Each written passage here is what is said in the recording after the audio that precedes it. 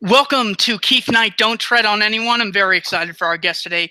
We have Stephan Kinsella. He is a libertarian writer and patent attorney. He's the author of Against Intellectual Property. Find Stephan Kinsella on Twitter at NSKinsella and visit his website, stephankinsella.com. Both of those are in the description. Stephan, thank you for coming on. Glad to be here. Thanks, Keith. Stephan, what is libertarianism and why are you a libertarian? Well, libertarianism is one of many competing political philosophies, which is basically a view, and a political philosophy in general is a view about what the law should be, which reflects what our rights should be. And libertarianism has a particular perspective on that. And in particular, the libertarian view it's summarized in the non-aggression principle, which is that you have the right to do anything you like in life as long as you don't violate the rights of other people. But that's not really a complete statement because it doesn't define what the rights are. So really the true definition of libertarianism is bound up with what our particular conception of and definition of rights are. And that is basically a more consistent version of the common sense ethics that most human societies have always held to one extent or the other, which is that everyone should have the right to control their own body, and which is, by the way, is a type of scarce resource. And with respect to other things in the world that we need to use to live and to act, other scarce resources, that is, or as Mises calls it, scarce means of action, then there are owners of those things as well. And we determine who the owners are by whoever basically started using it first or who transferred it voluntarily, consensually by contract to someone else. So, and those are kind of the common sense rules that most people believe as children or as or even in society. You know, don't steal from people, don't hurt them, don't attack people without provocation. So the libertarian view just takes that idea and makes it a lot more consistent and extends it in a more formal way to property rights in general. You know, I ask a lot of people what their views are on the world, and at some point in the conversation, a lot of people will say, you know, so long as you don't enforce your views on anyone else, I believe in live and let live. But for some reason, they don't extend that law, that principle, to one group, and it's the government group. How did governments convince people that they did not have to abide by morality, property rights, and the non-aggression principle? That's a tough one because I think if we knew the answer, we might be able to stop it more quickly than it looks like we're going to be able to. You know, basically, so this is the point about where I said libertarians are just more consistent. And so the problem with other people, they have our basic values. Don't hit people, don't steal, don't kill people who don't deserve it. But then they make exceptions for the state. So now why do they do that? Do they do that because if there's just sort of a public goods problem, not public goods, more like a public choice problem? Or do they do it because the state, while the state is bad at most things, it's very incompetent and corrupt and inept and inefficient.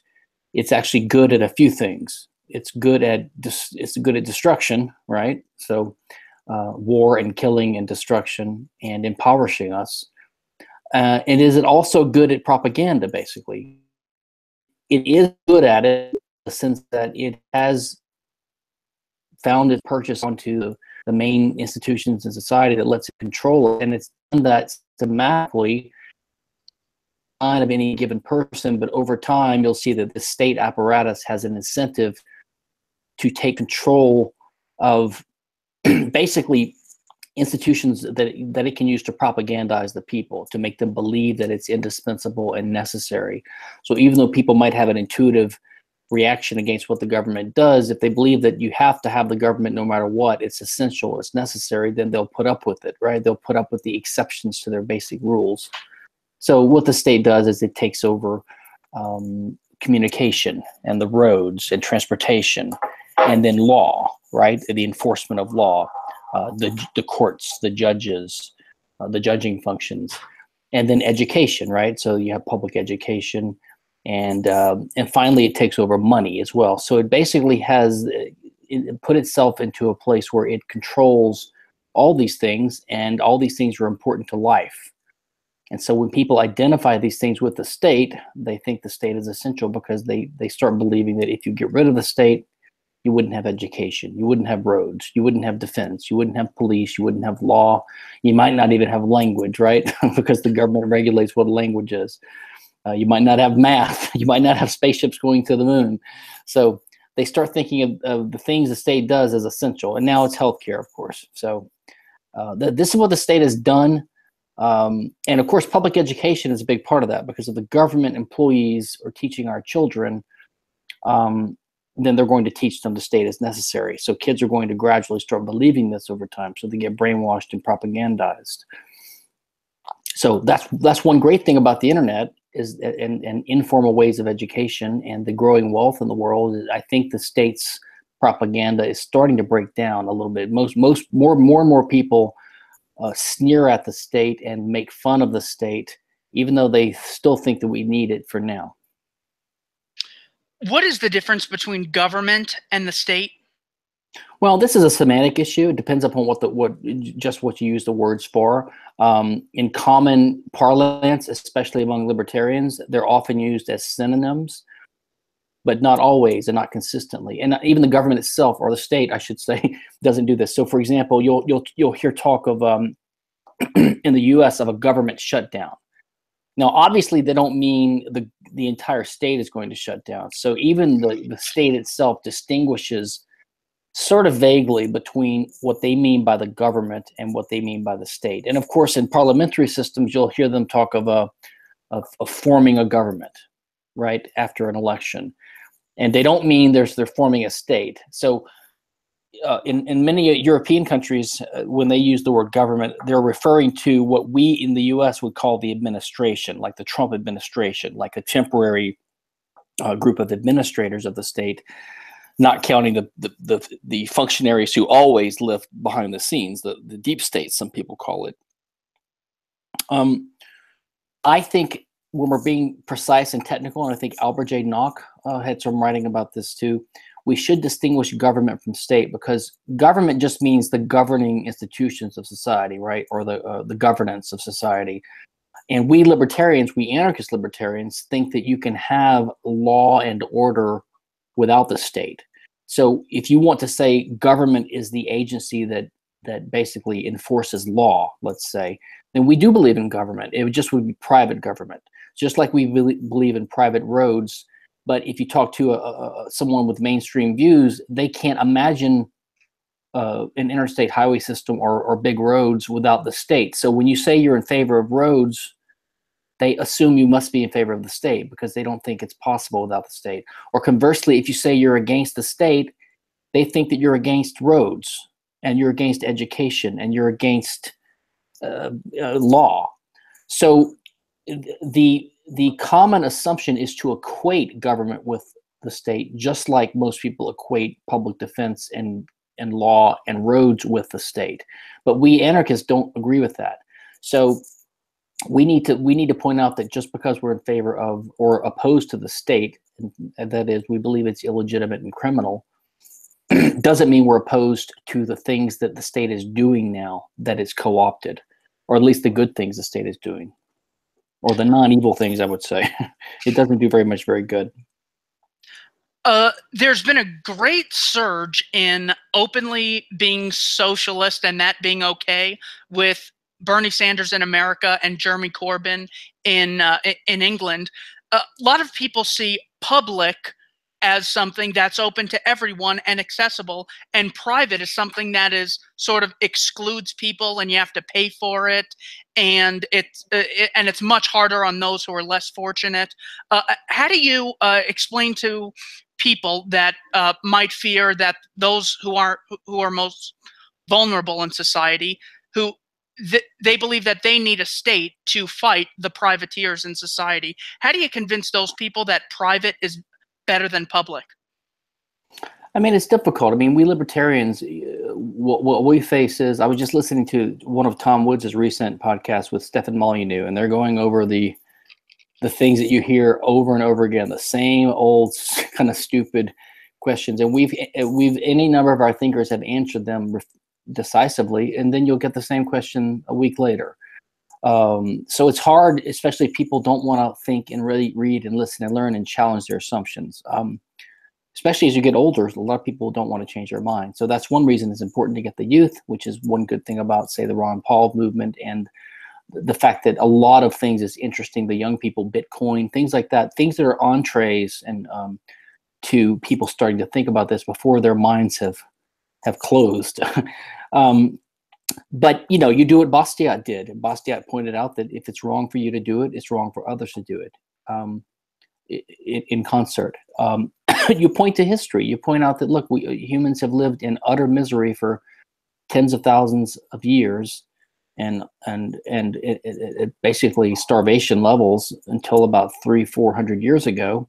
And with the advent of the agricultural and then industrial revolution, which is basically the result of some form of capitalism and respect for private property rights, only then do we start having enough wealth that we even have the luxury of having the question about what do we do with this excess wealth, right?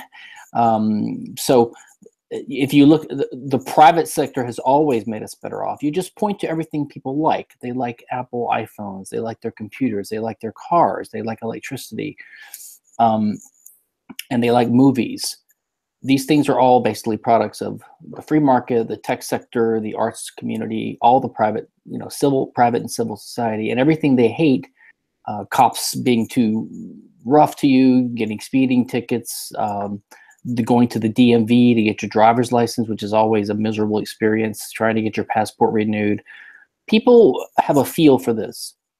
There was a hope, I thought, after, and I still think so, after the fall of communism in 1991, that was an educating event for a lot of people who don't think very conceptually and don't have a lot of knowledge about economics, but at least they saw before their own eyes that central planning just collapsed and didn't work. And there's a greater, still dim, but a greater awareness just in general in society that we need free markets to generate the wealth. Even if the Obama types want to severely limit it and regulate it and steal parts of it and redistribute parts, they all know that we need a more or less private sector generating the wealth. And I think that's still recognized. So I think a lot of these people that say they're socialists, I have trouble believing many of them are really serious. They don't really seem to want the state to centralize the means of production. They just want it to redistribute more and to give them free stuff. So to them, socialism is a feel-good word. You know, it's whatever I like is socialism. And of course, it's sort of the one of the pitfalls of having the wealth that capitalism creates is that people forget the connection to where it comes from, and they just want to use the government to redistribute it. So they let's just hope they don't kill the goose that lays the golden egg, but they do want to take parts of it. Sure. I remember reading A Theory of Capitalism and Socialism by Hans Hermann Hoppe, and he talks about the country of Germany. Same people, same language, same history, same culture, cut into two, one east, one west, one so much more successful than the other. The fall of the Berlin Wall was just such a great example of why private property and free markets are superior than the state controlling the factors of production. I remember that example just blowing my mind. And then North Korea and South Korea are also two excellent examples. The discussion between Stefan Molyneux and Tom Woods, I believe the talk is Stolen History. What are some of the biggest historical misconceptions statists have about capitalism and free markets? Historical misconceptions. Well, of course, as Molyneux and Woods discussed, it's the child labor issue. You know, the idea that without government intervening as a benevolent overlord, that we would have sweatshops employing children. Of course, they to the extent children worked, it was because it was necessary for survival, because we were living in a world of mass scarcity, and it's difficult to achieve success. And finally, with human ingenuity and the division of labor and the accumulation of capital and the gradual increase in private property norms, which is what undergirds capitalism, finally, we started reaching critical mass where we started generating excess wealth, and we could have a little bit of luxury in our lives. And of course, parents love their children. They don't want to work them to the bone. And the reason they switched from the farms to the cities was because that was even better for them. It wasn't as good as we have it now, but it was even better there. So that's a huge myth, of course. And then, you know, that's by maybe the more intelligent Marxists. But nowadays you have a bunch of ignorant know-nothings who they don't understand anything about history, about even the founding of the Constitution, or even the original purpose of the Constitution. So I mean, there's just too many errors to list. But I'd say one big source of this is this pervasive Marxian outlook that does influence a lot of academia, and then the teachers, and then of course the students. They pick up on this, right? They pick up on this critical. They pick up on this view of viewing history and society in terms of exploitation of one group by the other, which is true. They just get it wrong. This is what Hans Hermann Hoppe points out. Almost right. Theory was right. Everything was right. It's just he identified the nature of exploitation incorrectly. You know, because he didn't have a proper understanding of the source of wealth and an Austrian subjective understanding of value, that value is a subjective thing, it's not a quantity, and because they didn't really understand economics, division of labor, that if an employer makes a profit, he must be stealing the surplus labor value of his employees. So that's a type of exploitation or theft. Once you make that one mistake, it colors your entire interpretation of history. But Hoppe would say, no, exploitation means violating the property borders of someone else's legitimately acquired property, violating the physical integrity of their body or their property. That's what exploitation is. And if you see it in that light, then you see the state itself is the world's biggest exploiter.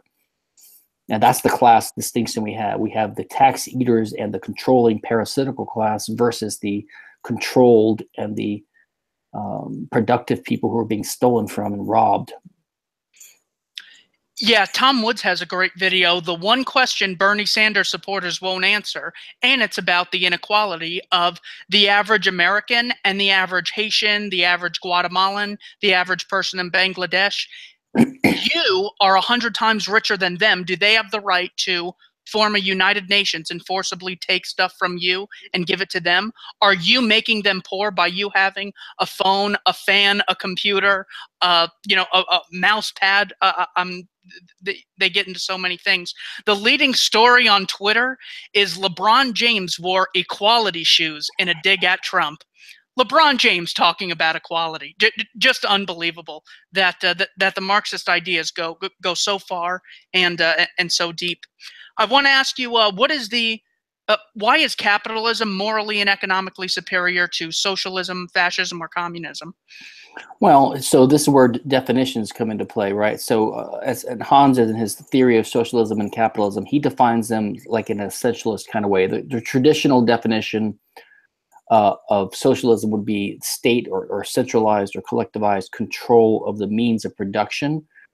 But for a libertarian, means of production is just one type of property, and it doesn't have any distinct significance outside of economics itself. So the essence of what socialism is basically it's you can view private property rights under capitalism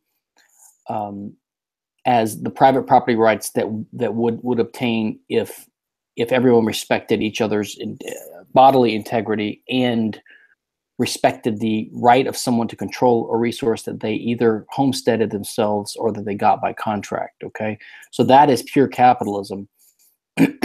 Now, when you have people out there that are contestants and have free will, they can choose to disregard these property norms that enter society.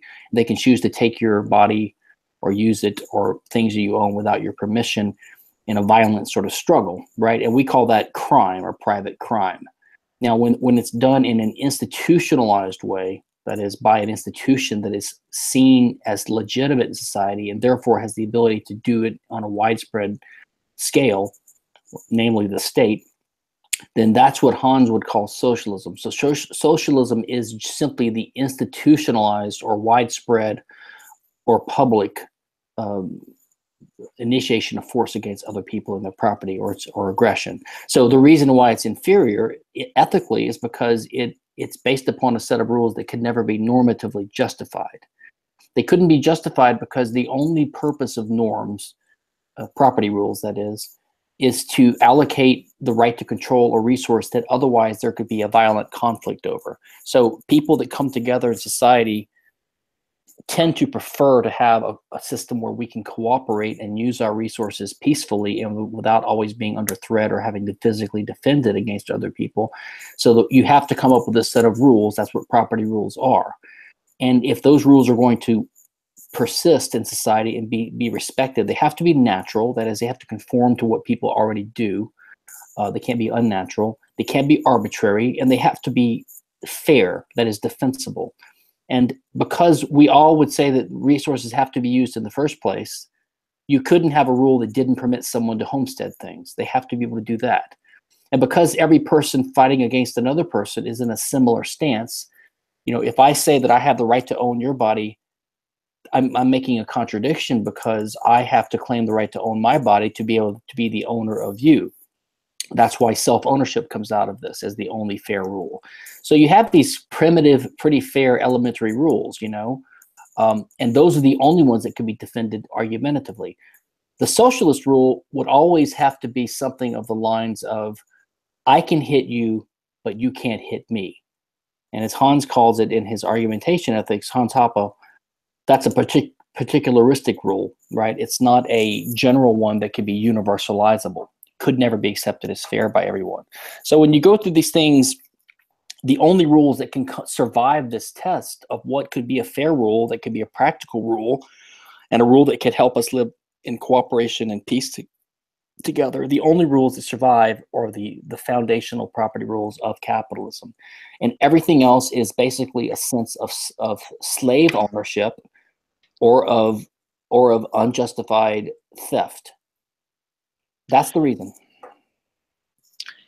In the introduction to Ethics of Liberty, Hans Hoppe says John Rawls, the most famous political philosopher, he gives him that title. He says in his entire book he doesn't address scarcity. Why is scarcity important? Yeah, I think that's true. And in fact, I think even some of Hoppe's precursors didn't give it full attention. They took it for granted. Even Rothbard, for example, doesn't talk a lot about scarcity in a proprietarian sense.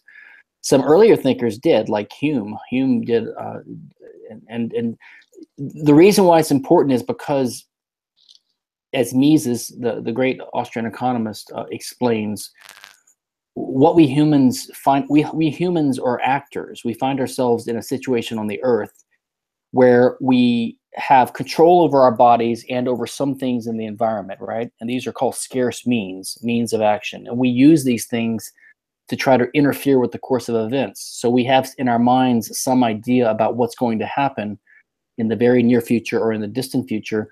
And Mises calls it uneasy. It makes us uneasy. We have a feeling of uneasiness. We don't like what's coming. So, you know, if I feel hunger, I start getting the idea that I'm going to be very hungry pretty soon if I don't do something about it. Or if I don't build a house, then with a fortress, then maybe the wolves will eat me or eat my children. So you get these ideas in your head about what's going to transpire in the future if you don't intervene. So when humans act, what they're doing is intervening in the world, trying to change the future that would otherwise come. And to do that, they use these scarce means.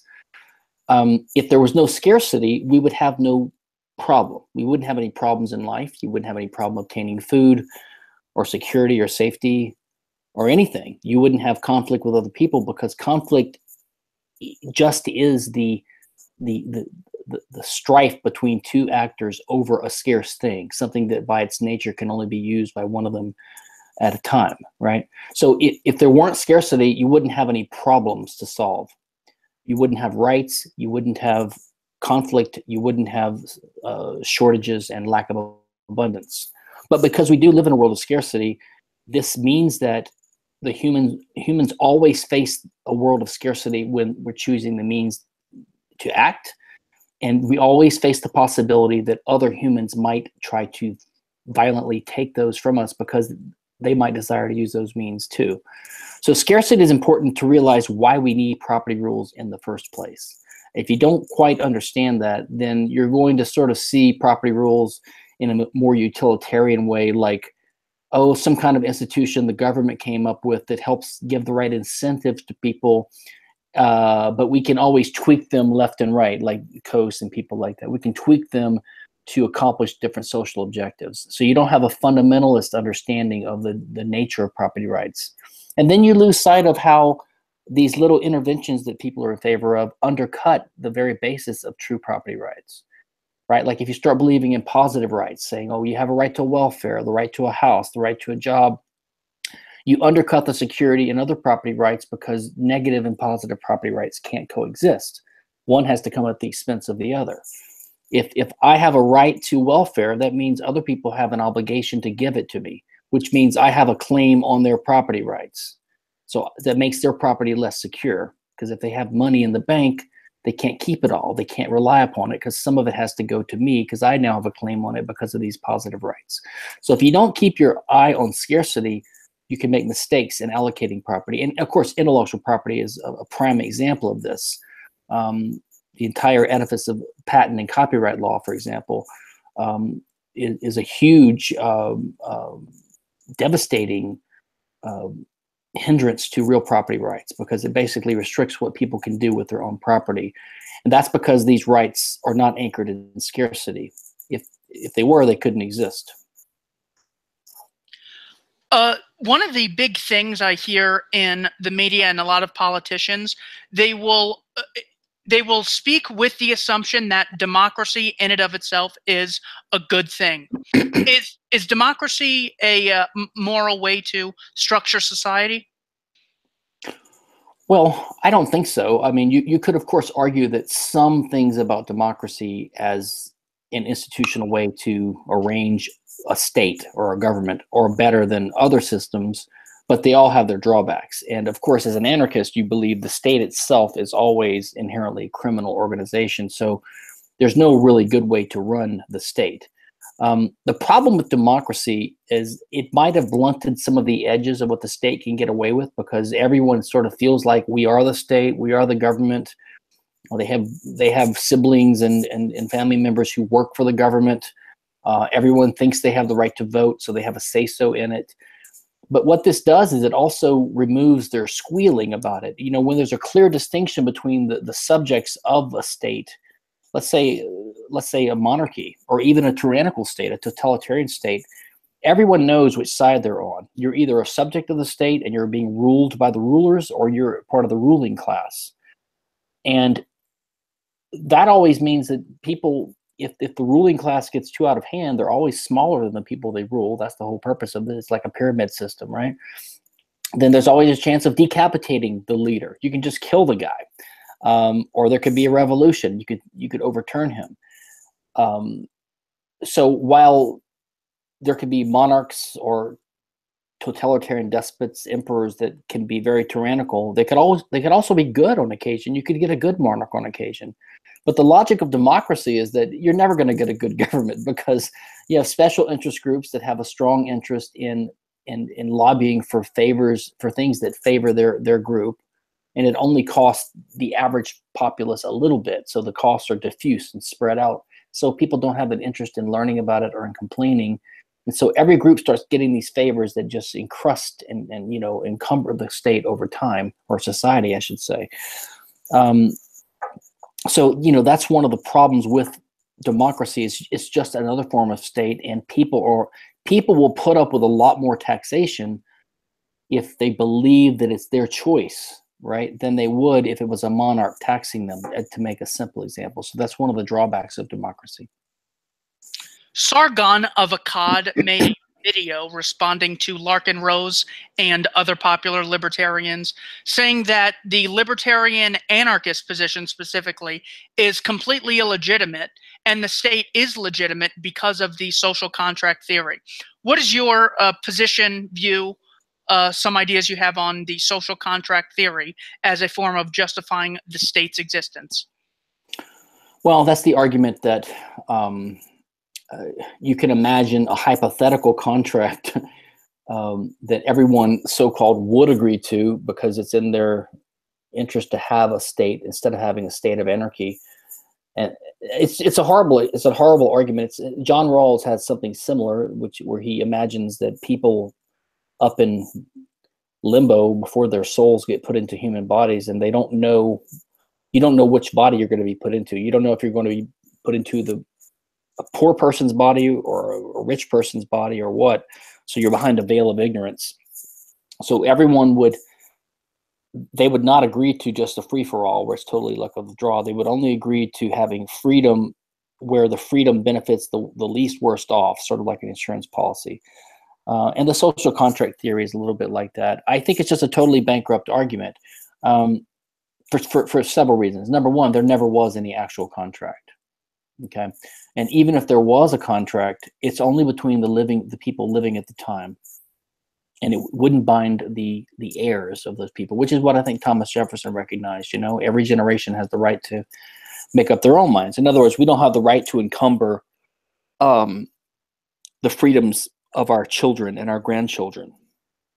And finally, contract, of course, under the Rothbardian view, is not about binding promises. Contract is just the way that owners of resources that can give permission to others to use those resources or to transfer ownership of them to someone else. So a contract is simply the assignment of property rights in something you own to someone else. So if I give you my car by contract, that's what the contract does. It transfers ownership of the car from you to me. Contract is not what most people commonly think of it as some kind of solemn promise that you make that is binding on you forever, such that you could agree now to live under tyranny and you wouldn't be able to change your mind later. You can join the army, and once you sign on the dotted line, the army won't let you quit. You're basically a slave now. You know, under libertarian principles, in my opinion, not under everyone's opinion, but under mine and Rothbard's, certain rights are inalienable. And just because you make a promise to do something doesn't mean you can't change your mind later. You know, if a girl is on a date with a guy and she says, hey, I'm going to give you sex later at the end of the date, and when the date's over and he drops her off at home, she says, no, I'll change my mind. The guy can't just rape her. He doesn't have the right to. She has the right to change her mind. If someone agrees to a boxing match and they're about to enter the ring and they get cold feet and they decide not to box, they want to go be a pacifist Buddhist monk forever, he couldn't be grabbed forcefully and thrown into the ring and beaten to a pulp just because he promised to do it. But yet this is the conception people have of contract, because they don't have a deep understanding of the nature of contract or of property rights. Even many libertarians are confused about this because they think contracts are effective under the law because they are just the operation of a binding promise, but they're not, as Rothbard pointed out in The Ethics of Liberty. Why was Robert Nozick wrong about the legitimacy of a night watchman state?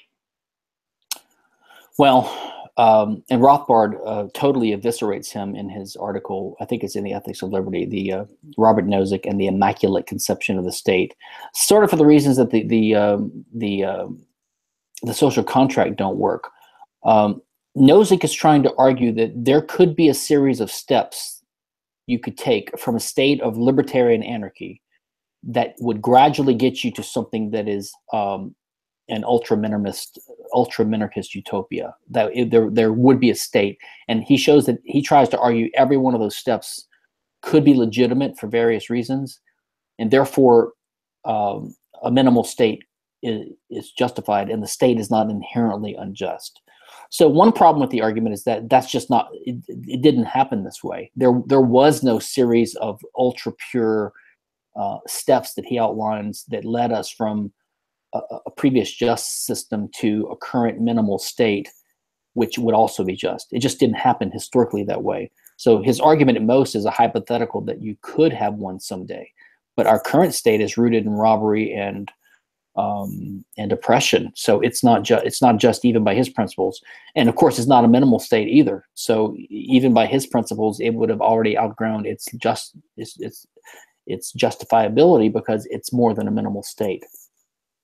But I think his central mistake is in the idea that it's permissible for a dominant defense agency. So he imagines different defense agencies emerging that are all private and none of them violate rights. but one of them becomes dominant just because of network effects, sort of like Bitcoin's becoming dominant now and Facebook has become dominant, etc., right? Google. So he imagines one becoming dominant, and that dominant agency on behalf of its existing customers would have the right to outlaw competition. That is, they would have the right to use force against its competitors to stop them from arresting its own customers because it's too risky.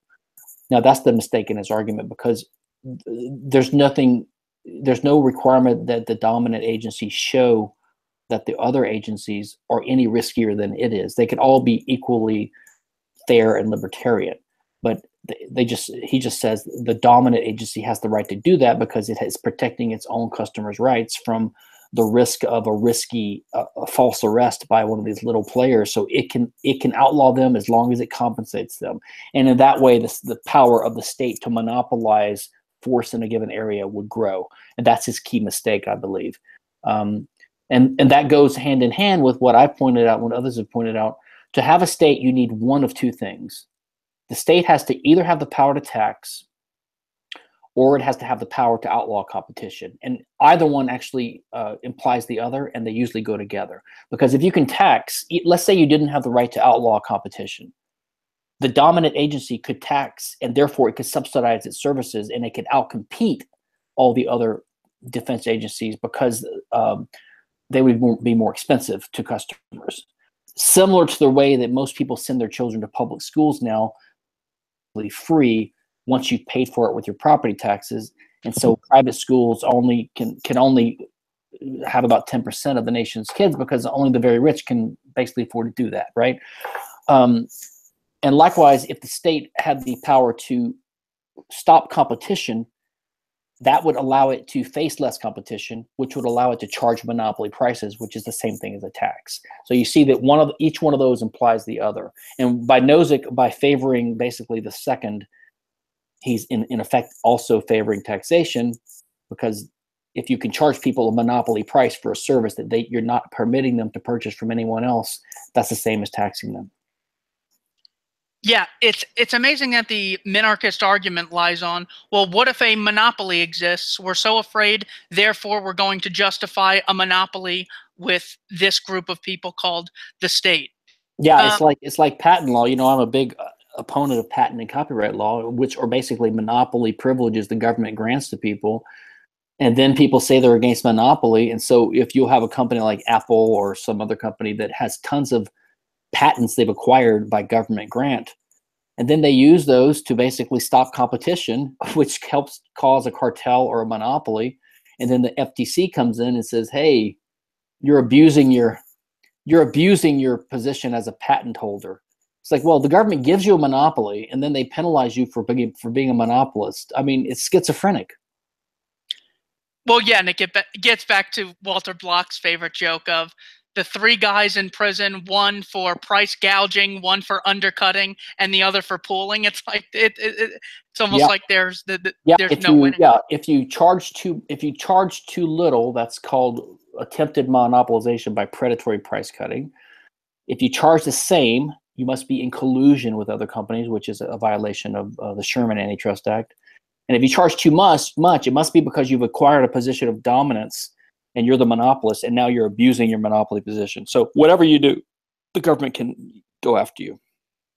And Tom Woods also made this great point with Molyneux in the video we referenced earlier. He said, no company would ever say, hey, boss, I got a great idea. We're going to lose money for years. And then once we got a big enough chunk of the market, we're going to jack up prices. Don't worry. No other competitors were coming. It really is a lunatic idea when you think about it. Actually, Dominique D.T. Armentano, I read a lot of his books back when I was younger. He's got some of the classic cases in kind of the quasi-Austrian tradition against, I think it's called the case antitrust, the case for repeal, and there's another one too. Yeah, and he points out that the whole strategy makes no sense because you basically are losing money by undercutting your competitors, and the more successful you are, the more money you lose, right? Because the more customers you draw towards you, the more you're losing every day. And the day that you finally get to start charging a higher price again, like when you've driven all your competitors out of business, as soon as you go a dollar above the fair market price, which you need to do to recoup all the money you've lost getting there, then other companies will just start up and they'll start competing with you, and you're screwed. I mean, it just doesn't work in history at all like this. Well, and the people that do get big market shares, they only do so because they're meeting consumer demand at the lowest price, creating the greatest service. John D. Rockefeller and Andrew Carnegie, not monopolists, but had very large market shares because they were constantly lowering the price and increasing the efficiency of products and services in their arena. Same thing with Cornelius Vanderbilt. The Myth of the Robber Barons by Bert Folsom is a great book on that. Yeah, I agree with that mostly. I would put some caveats on that in today's world where intellectual property is dominant in the high-tech industries, that it does actually do think it causes some companies to be bigger than they would, or to have basically a cartel that they wouldn't have without the effect of patents, because they can stop competition. I think there is a big distorting effect because of patents, in particular in pharmaceuticals, in the smartphone industry, in those areas. But yeah, but by and large, in a free market, there would be a tendency for companies who got large, they got large because they were satisfying consumer demand. And it's not just economic illiteracy with monopolies. It's also the left saying that Donald Trump, the president, and the police are basically crazy racists endorsed by the KKK. By the way, they should have a monopoly on the nation's healthcare funding, as well as the nation's gun supply. It's like, I don't know how people can hold both of those positions simultaneously. I don't either. And you asked earlier about, like, how do you persuade people of the inconsistency? Because you point this stuff out all the time, and they hate the current administration, and yet they love democracy, which is what got Trump in office, right? They're terrified of guns, and yet they want the government to have guns. So I don't understand. Yeah, I don't understand how they can hold all these views either. People say we should ban guns. I said I agree. Let's start with the government, and they change they change the topic right away. Yeah. You know, listening to the people of the Ayn Rand Institute and Randians like Jan Helfeld and Yaron Brook, they can spend hours making excellent points on how government is immoral. It initiates the use of force. It's inefficient, giving all these historical examples and all these philosophical great methodologies. But then they say, if there is no state, that there will be absolute utter chaos. Why are you convinced that an anarchist society, a libertarian anarchist society without a state, would not render into some kind of property violating chaos? Well, okay, so well, let's talk about the Randians for a second. At least Ayn Rand, to her credit, she resisted the notion that her view of the necessity of a government implied taxation. She kind of hedged her bets and said, well, you can have a lottery, which makes no sense. But she tried to say she didn't believe in taxes, although it wouldn't be the first thing she would get rid of, or she said something like that. But of course, she's confused, because if the government has a monopoly, as I said earlier, it implies effectively the power to tax. But some of her more modern followers, like Jan Helfeld and even David Kelly, who's a friend of mine, they've admitted recently, in the last couple of years, they've admitted that, yeah, they think Rand was wrong, that the government does need to have the right to tax, and taxation is just fine. So they've explicitly admitted this in a discussion with each other, I believe. So at least they're more consistent, if, you know. And then the other thing is, yeah, I had a debate with one of the objectivists at PorcFest a few years ago. David Kelly moderated. It was Will.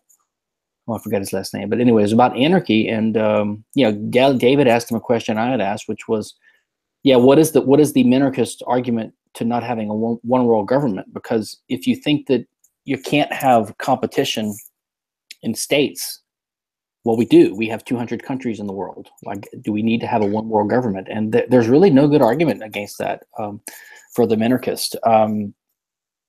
So as for chaos. Look, my anarchism is more of a principles-based thing. It's basically, I'm simply observing that just as an act of aggression could never be justified argumentatively, and just as a law that protects private property rights can't be coherently criticized, that a state by its nature has to commit aggression and therefore is criminal. Okay, that's the main point. It doesn't really make any other points. It doesn't make any predictive points about what things are going to be like. Now, you could say that if there's no state, there's no public aggression, there's going to be less aggression. You might still have private aggression, but private aggression is not our biggest problem. It's public aggression, because the state institutionalized aggression, they can get away with a lot more.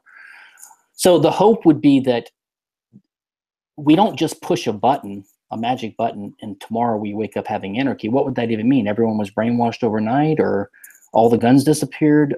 All government buildings were ground into dust. People don't specify these button pushing hypotheticals enough to really evaluate them.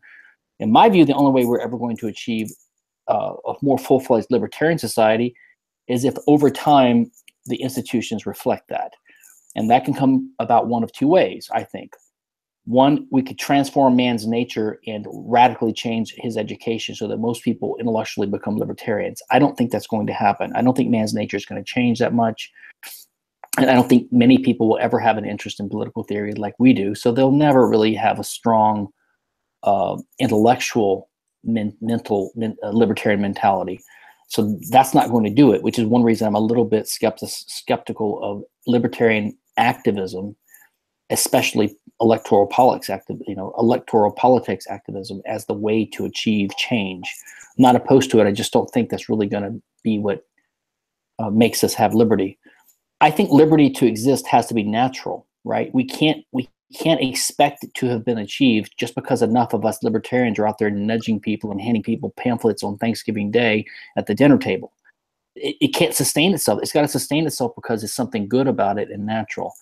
And I think as humans over time get richer and more technologically powerful on an individual level, where we have robots, army robot swarms to protect ourselves and to provide for ourselves, then the government's going to wither away because it'll become more and more irrelevant and more powerless, I believe. That's how I think we're going to achieve liberty if we ever do. And I think Rothbard had a point that someone said, well, if you have anarchy, what's to keep another state from emerging a few years later? And I think Rothbard's comment was, well, even if that happens, at least we'll have had a glorious holiday from the state. We would have had one shining moment in history where we were free and there was no government, or no state, I should say. And the other reason is the government is not the source of order. And it's not that we don't have chaos now because the government prevents it from happening. I would say the government causes more chaos than it prevents, because the government ruins plans, right? And decreases our ability to rationally, economically calculate with a stable price system and with a stable set of laws. The laws are always in flux, always about to change. There's always a business cycle caused by the Fed, and the money supply is always being inflated away.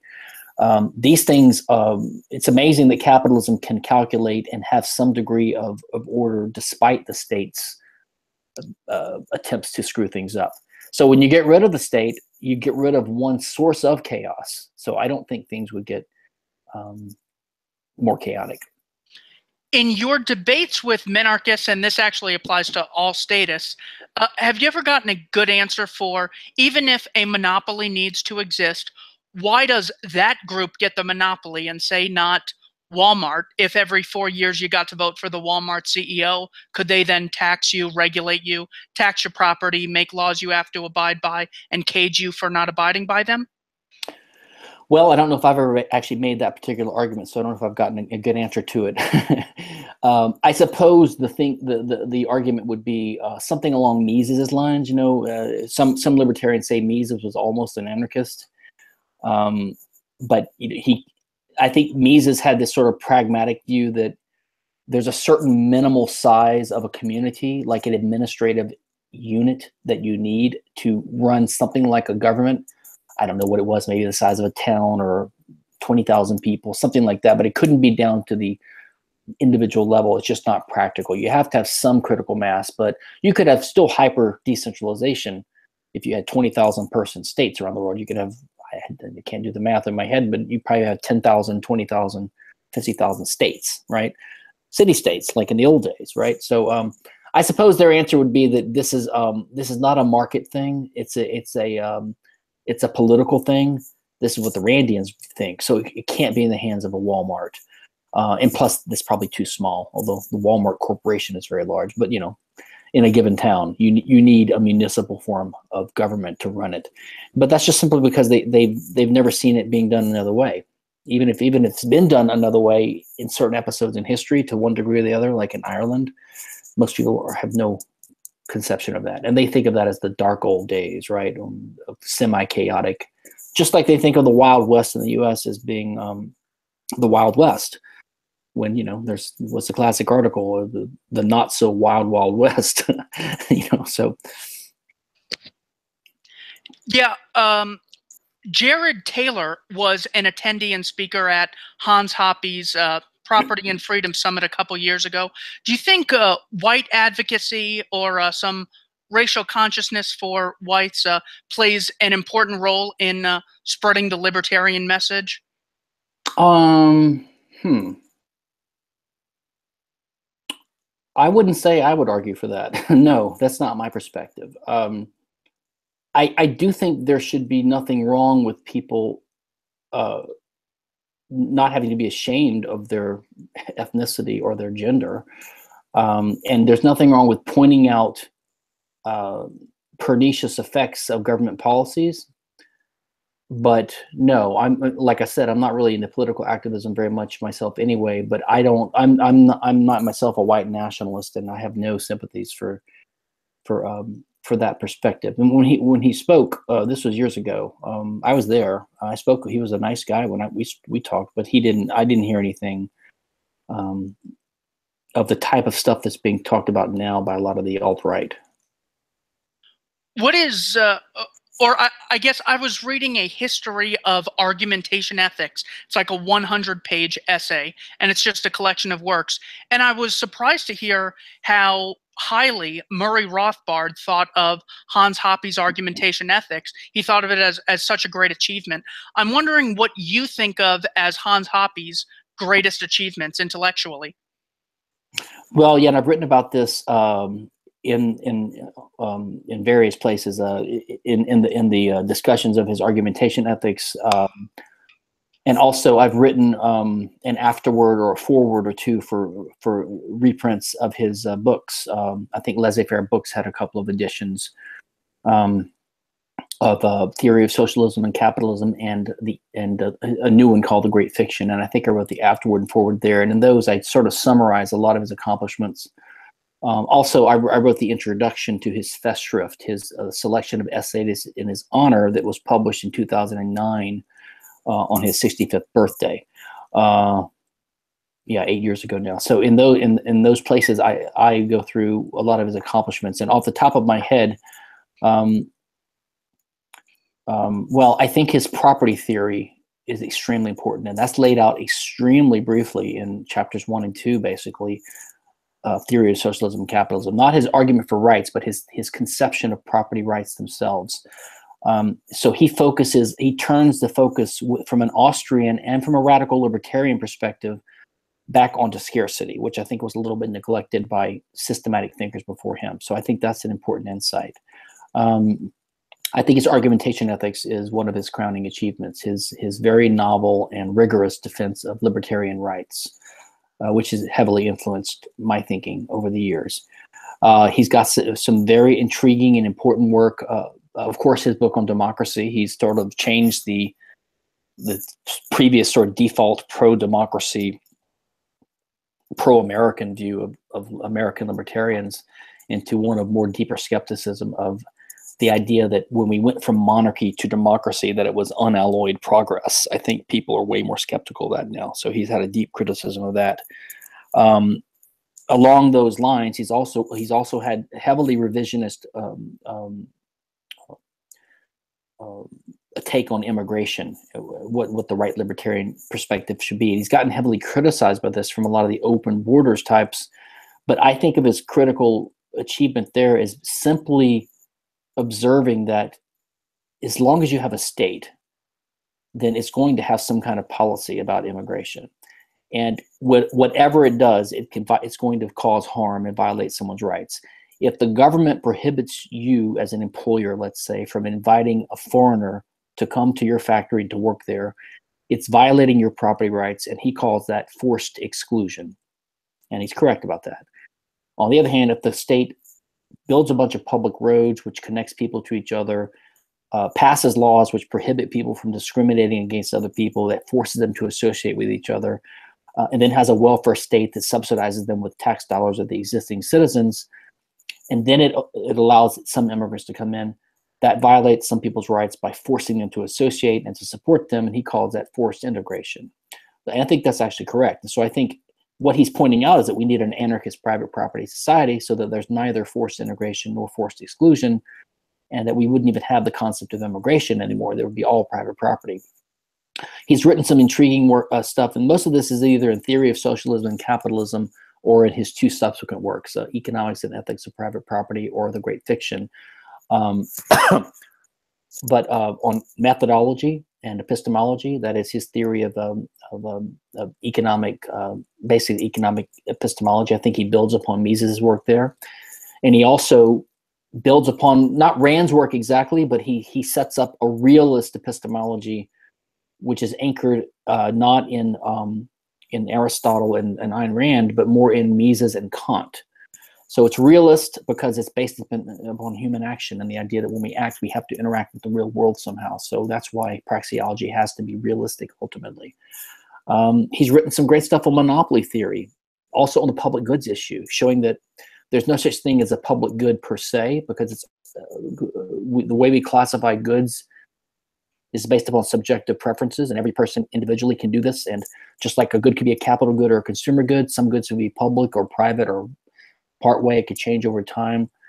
And he's also got some intriguing stuff on indifference theory, the idea that you could never demonstrate indifference because you have to act, you have to show your preference for what you're pursuing.